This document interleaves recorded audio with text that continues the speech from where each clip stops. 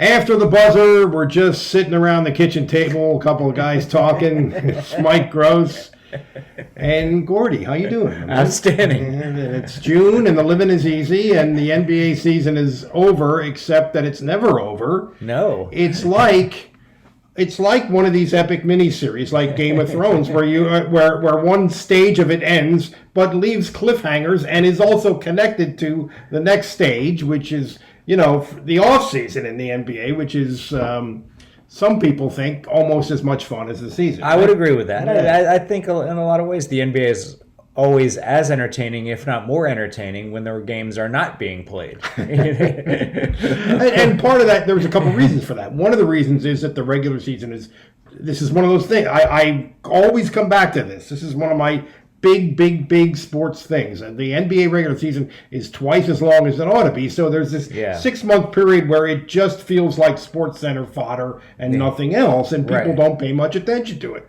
Right. And I would agree with that. So more is being decided in the summer than in the winter, really. Indeed, there. Anyway, we since we last spoke, we've crowned a champion. So we should talk about that a little bit and just exactly how it happened and how. It's not only interesting that Toronto won, which they had never done before, but also the fact that it looks like Golden State, that's it. Yeah. The dynasty is over just like that. Yeah. And that moment when Klay Thompson got hurt, you were just like, oh my God, this feels like an epic, this feels like a watershed moment, maybe even in the league, and certainly in that for that team, right? What a terrible shame, too, because by all accounts, he's not only a great player, but a great teammate, beloved by one and all. In fact, even when DeMarcus Cousins signed there last summer, he said that the one thing he wanted to do was play with Klay Thompson. Yeah. Which is kind of interesting and a real commentary about how he is. And you can see why people love him, because he doesn't care if he gets attention. He plays both ends really well. And it was particularly shameful because he was having a great game. He was having a great game, yes. And I think they would have won the game. Yeah, I think and you don't think they're going to be able to go to Toronto and win games. So, but you wouldn't want to rule it out. Yeah, you wouldn't want to rule it out. And what does that do to Toronto's psyche that they had a 3-1 lead and gave the lead away? I mean, it would have been except that they were at home for Game 7. So yes, you don't know. And here's another thing about this. The way narratives get constructed in people's heads and everything. Kawhi didn't have a field goal in the fourth quarter of that game. I did not realize that. And the last 2 games of that series, except for that one stretch near the end of Game 5 where he just went nuts and scored 10 straight points, I think. Other than that, he really didn't do a ton offensively in games 5 or 6. And of course, and I'm not saying this is wrong, but of course now the narrative is that he's the best player in the world and dragged this team to a championship and so forth. And I'm not trying to take anything away from him. He's phenomenal. But people get narratives and look, they get happy with the narratives and that's it. So I guess we've learned that even cyborgs get tired. Well, supposedly he was hurt. I mean, maybe he was, or we don't know to what extent he was hurt. No, but it's really, I mean, he was just unbelievable. And it leads to something that we were talking about before we began tonight, just about how, Toronto swung real big last summer. They traded DeMar DeRozan to San Antonio and got back Kawhi Leonard. And in fact, and there were some other, Jakob Poeltl going to San Antonio and Danny Green coming the other way. And Danny Green's a pretty valuable guy, too. Turned out to help him, Yeah, so that's 2, championship-tested players coming to your team. So they swung big then. They swung big when they made the trade with Memphis for Marc Gasol, which, I sort of saw it at the time. I've always liked Marc Gasol, but I think he's, certainly a year or 2 past his prime. And I kind of like Jonas Valanciunas. I think he's a pretty good player. Yeah. So, but, obviously both those moves were, the ones that they had to make. And it leads to the question that I asked you before we started here today. And that is, the Sixers basically gave away 4 seasons so they could be good. Yeah. So they could get within a shot of making the conference finals. And here come the Raptors, and they did what you have to do in this day and age, play for the right now. Yeah. And it worked out for him. Of course, you know, the other part of that, the Sixers sort of played for right now, too, when they traded for Jimmy Butler and Tobias Harris. But nonetheless, it seems like conflicting philosophies, and I'm not quite prepared to say that it's a repudiation of the process. No, I'm definitely not prepared to say that. And here's why. A year ago at this time, it wasn't crazy to think that Kawhi Leonard was damaged goods. Sure. Does he want to play? What is he going to be a problem? Does he have people around him who are inside his head? His Uncle Dennis, right? His Uncle Dennis. Right. And also, is this a rental? Is this it looks like it might be 1 year rental? And I know what you're saying. The 1 year, let's take a shot at it. I'm reminded of the Miami Marlins a couple times. Yes. With that ridiculous owner, I can't think of his name. Wayne Huizenga. Yeah, Wayne Huizenga. God. You know. Yeah, I mean, and they loaded up and won in '97 and '03, and but they didn't load up like this because they built from within. They built logically, and they had great prospects. You know, the Beckett's and the Miguel Cabreras people. And then they gutted it. Yeah, and then they gutted it afterwards. I mean, which Toronto is certainly not going to try to do that. They might wouldn't think so. They might have to, but they're not going to try to. So I mean, I don't know. This is I can't. There aren't many one-off champions in NBA history. Much fewer than in any other sport. Correct. I mean, at one point, I think it was over a 30-year period. 8 teams had won it, something like that. Yeah. I think that was before Golden State won it, something like that. I think you go back. I think that one that Miami won with an aging Shaq. And Dwayne Wade, where they beat Dallas. I thought that was kind of a one-off. I think Dallas was a one-off. And then Dallas in 2011 was probably a one-off too. Yep. But in both cases, I thought the one that Miami won against Dallas in the finals, I thought Dallas was just not a mature enough team to take it. I thought that was I thought they had that in their jaws and just wasn't a mature enough team to take it. Like it. And the 2011 when Dallas won it, that was when the world had somehow crawled inside of LeBron's head, and he was just. I will never understand or forget the way he played in that final. If he's a 3 on a scale to 10 by his standards in that final, there's no question that they win it. Okay, in my view, lots of things have to wheel into position for a one-off to take place in the NBA, and I think a lot of things did wheel into position this year to grease the path for Toronto. I would agree. I mean, it's the Sixers. I mean, I've said this before. I think the game that the Sixers really blew in that series against them was Game 4. If they win that game, they win the series. I'm pretty convinced of that. Yeah. As it was, they went down the well right after that. And they crawled part of the way out and forced Game 7 and almost pulled that out. But in Milwaukee, boy, that was hard to believe. I mean, they win the first 2, and one of them was a blowout. It was an absolute blowout. Yeah, and then it's overtime in Game 3. Toronto could have been down 0-3. That's right. Was that even double overtime? I believe so. Yes. So again, we're saying they were down 0-2 and went double overtime in Game 3 and ended up winning the championship. And then they won 5 straight games, leading going into the finals. 4 straight against Milwaukee, and then Game 1 against the Warriors. So here's a side note: who starts for Golden State Game 1 next year besides Steph Curry? Who are their starters? Can you even name? No. You don't know. You just know who's going to play. It's hard to believe. And that's true of That's true of a number of teams in the NBA. But it's different for them. Yes, because we're talking about an all-time team suddenly has one guaranteed starting spot. Opening night next year. It's amazing, and it's part of it is that you only have 5 players in the court at one time. I'm talking about the fact that these dramatic changes are possible in the NBA compared to other sports. It's partly because they only have 5 players, and one player can have so much impact. But man, it's not going to be Klay Thompson. It's probably not going to be Kevin Durant. No. We're pretty sure they're going to have Steph Curry. I'm thinking he'll show up. I mean, But I mean, would you even want to start Andre Iguodala? He's 36, going into the last year of his contract. I mean, he still has his moments, still is a very valuable guy. Yeah, he is. But you don't want to start him if you can avoid it. And you know what? I thought there was a couple of games in the finals where he really did not play very well. Right. I honestly didn't. I thought Game even 5. in terms of like offensive decision making, I thought he was very off. Yeah. In a couple of the games. Now, he scored the last couple games when they needed somebody to score. He scored. God love him. Yeah, I'm not ripping him, but and then Draymond Green, he is such a mixed blessing, mostly a blessing, but yeah, mostly.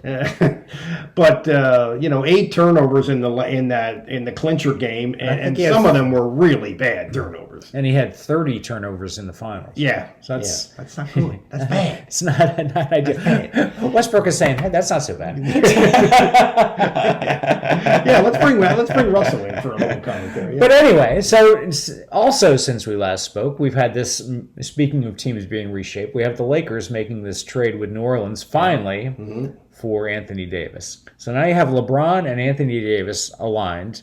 Kyle Kuzma is going to be there, but beyond that, you really don't know what else they have. Apparently, they're going to make a run at Kemba Walker, which is interesting to me. Yeah.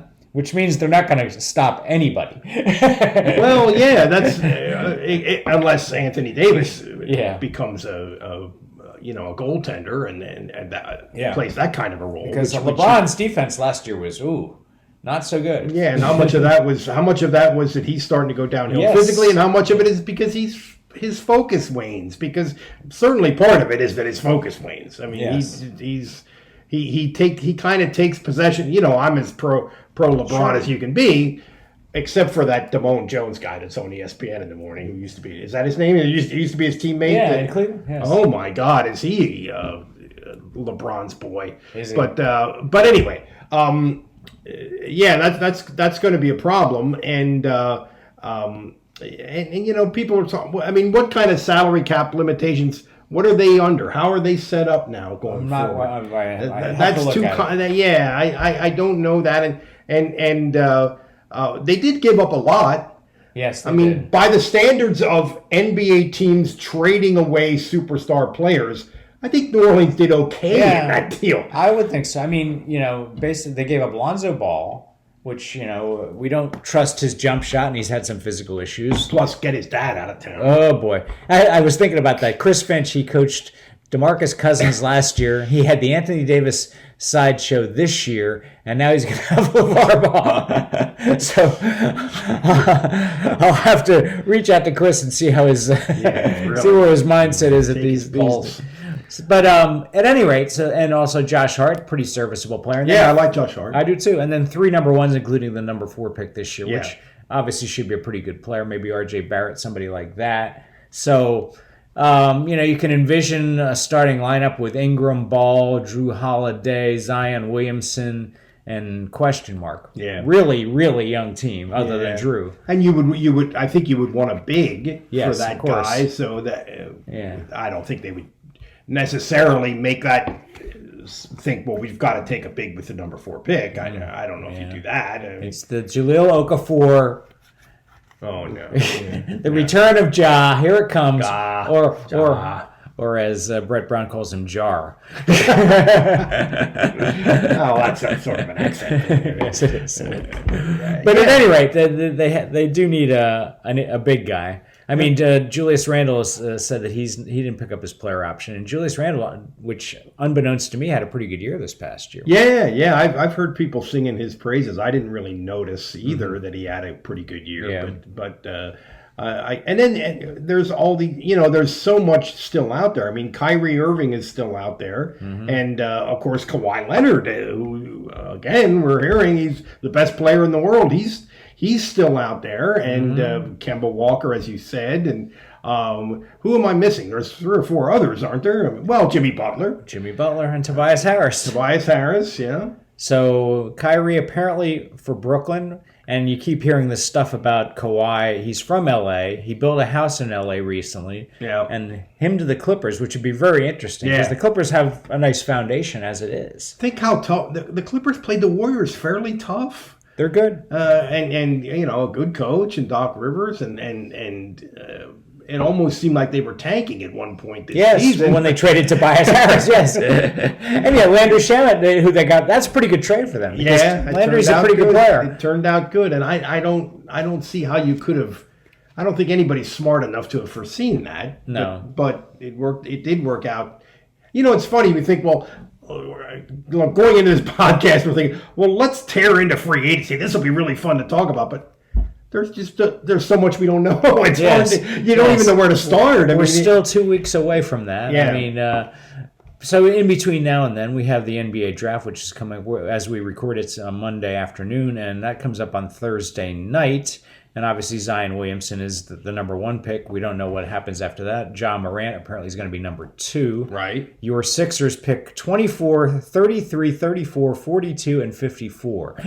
Now, to me, that says that if they have a player in mind, they could probably package their number 1 and one of those early second rounders and move up, let's say 5 spots and get the guy they want. Probably.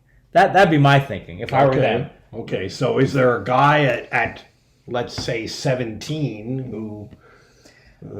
Cam Johnson, maybe from Carolina. I mean, would he? I thought he they might. He might. I mean, I've read some mocks that have him going a little bit, a pick or two before them, like maybe Boston. Okay. Boston has 22. Okay. Then maybe he would go there. He's a big guy who can shoot. Shot 46% from 3, the college 3 last year. That's pretty good. He's skinny, but he's 6'9". He is. Potentially, he's a little bit like Tobias Harris, I think. Or my comparison is Channing Frye, a guy. Okay. A wiry guy who can shoot it a little bit. Yeah, I think of Johnson's being more of a perimeter guy and not, that stretch 4-ish guy. Yeah, that's why I think. But at any rate, I think he would be a valuable guy for him. And obviously, the Sixers have a lot of work to do. I mean, they'll only have 5 guys under contract come July 1st. Johnson is a Pennsylvania kid, by the way. He was originally at Pitt for a while. So I think he would be. The other guys you think about Carson Edwards. I'm not sure 24 might be too early for him. Jay Billis from ESPN was on a conference call today, and he was talking about Carson Edwards, and he said he's only about 6 feet tall, and he said. The phrase he used was bucket grabber, and then he also used one of his favorite words, wingspan. Wingspan! Yes, he liked that. So, his wingspan is bigger, but he doesn't see Carson as a point guard, but more of an off-the-ball guy. Boy, so what is... That would, again... Is he Dana Barros? That's... he's something like that. I mean... Now, can you envision that? You have the 6'10" guy handling the ball and the 6 foot guy running off screens. If you're the and honestly, I'm not. Is he 6 foot? I mean, did they measure him at the combine or whatever? I mean, he doesn't look that big to me. But at any rate, he can score the ball, as they say. Yeah, he can. I'm impressed with him. Yes. I think he's a tough guy, and he can really shoot. But if he's not a point guard, what is he? I mean, a guy that size as a scorer and the way the game is now. Well, Billis's point, he said in the Virginia game, in which one of 2 games in the NCAAs in which Carson Edwards scored 42 points, the other was against Villanova. He said at one point Virginia put DeAndre Hunter on him. He's obviously a much bigger guy. Mm-hmm. And in Billis's estimation, it didn't affect him. I mean, he just adjusted and went to work. And DeAndre Hunter's a good defender. He is, and a bigger guy. 6'7" athletic. Yes. Yeah. And to me, that says a lot because, DeAndre Hunter's going to be a lottery pick. DeAndre Hunter's clearly going to be an NBA player. Yeah. And if Carson Edwards can get work done against him. So that would be an interesting situation. I do think that the Sixers have to come away with a backup center in this draft because, I think we've all seen enough of Greg Monroe and Amir Johnson, and Boban has some value. Apparently he's like one of the great guys, but I don't think you want him out there playing meaningful minutes in a playoff game.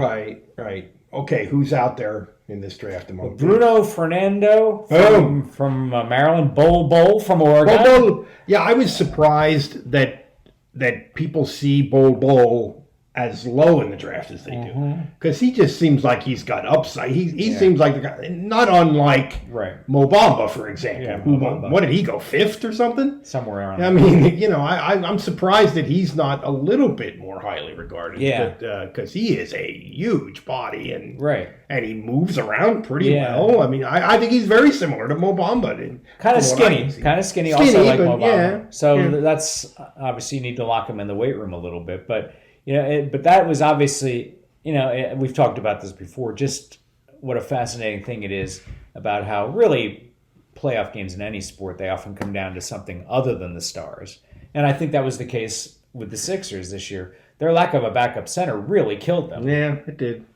And I mean, they had 5 centers on their roster, but 4 of them weren't worth a damn. It's funny how, they had centers. They had a bunch of them. None of them were any good other than Embiid. It's funny how teams take chances in terms of roster building, and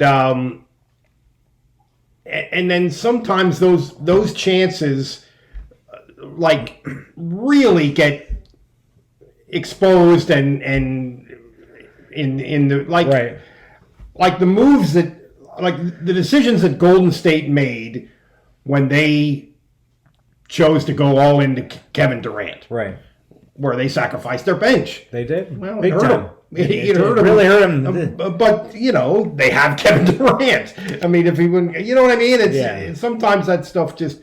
I mean, you wouldn't expect the Sixers to devote a ton of resources and cap space and everything to a backup center, but it glared. It really did. It was amazing to me how that came into play, just how that was their Achilles heel in a lot of respects. And anytime, I mean, when Embiid was on the court in the Toronto series, they were plus 90. When he was off the court, they were minus 112. That's kind of amazing. It is kind of amazing. And, you don't really notice that when you're watching the game. You don't notice that at all. No. I mean, I'm watching the Sixers and somebody will tweet, well, Greg Monroe was on the court for 45 seconds and the Sixers were minus 9. Like, what? It's hard to do. Isn't it amazing how sometimes things are happening in the game and you're watching the game and you're like here, I'll give you, this is an off the wall example, but Fred VanVleet was 5 for 11 from the 3 in that game 6. Yes.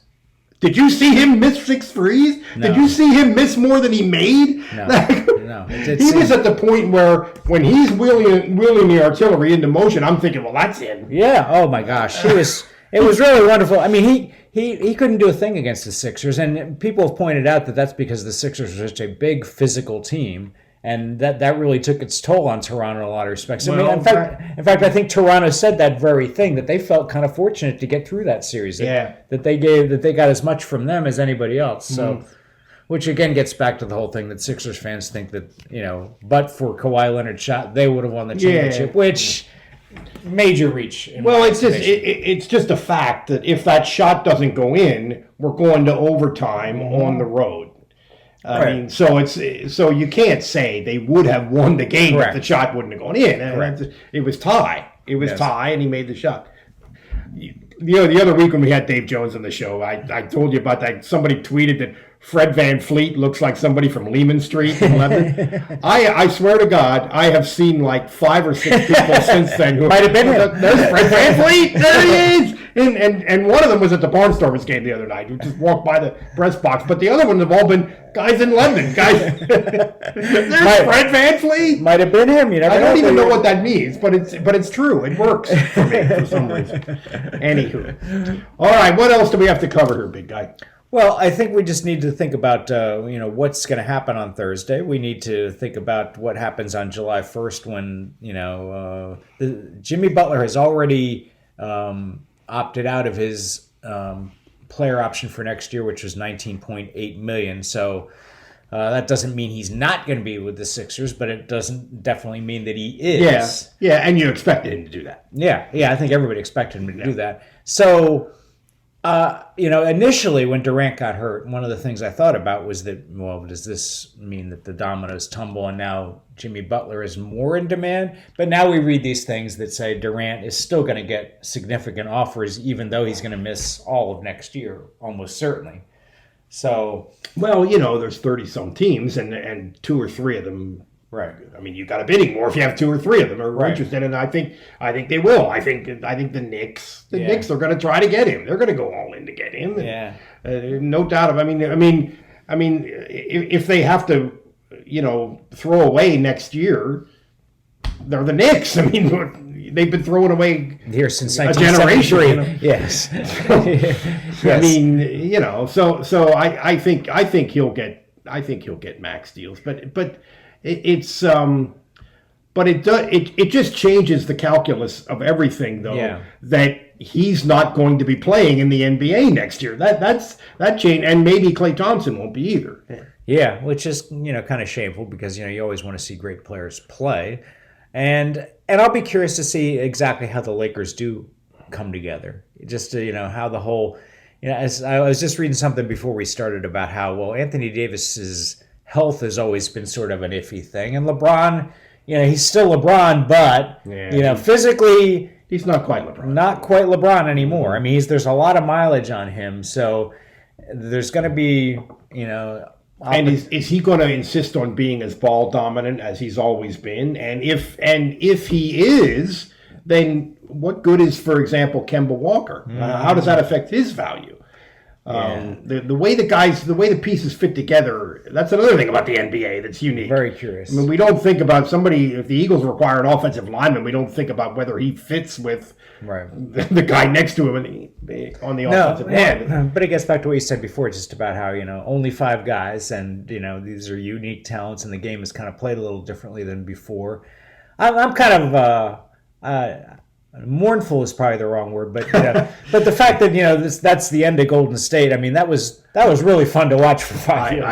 I agree 100%.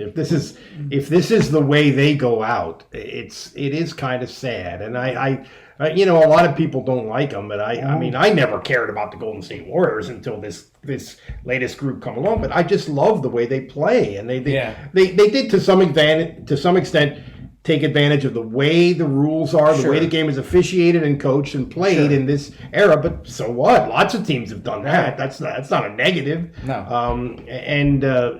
It was just a whole lot of fun. It really was. I mean, when they had it going on, it was just unlike anything you'd ever really seen. Yeah, I think. It's some of the most entertaining basketball games I think I've ever seen. I can think of some regular season games they played where there was a game at OKC where there was this big dynamic with Durant and Westbrook, and Curry just went bananas at the end and made like a 40. I remember that shot. That was a tremendous basketball. That might be one of the 10 best basketball games I've ever seen in my life. Yeah. And there was a lot of that with this group, so it is kind of sad. And think of how often we've seen superstars hate each other, and because of the way Curry is, I think more than anything else, that's right. He and Durant, they brought Durant in, and it was never a problem. At least not that we saw. Yeah, not that. And I think they probably did have problems, what you would define as problems, but they struck me as very much like a family. Yeah, families have problems, but they. Right. I mean, when you saw Curry and Iguodala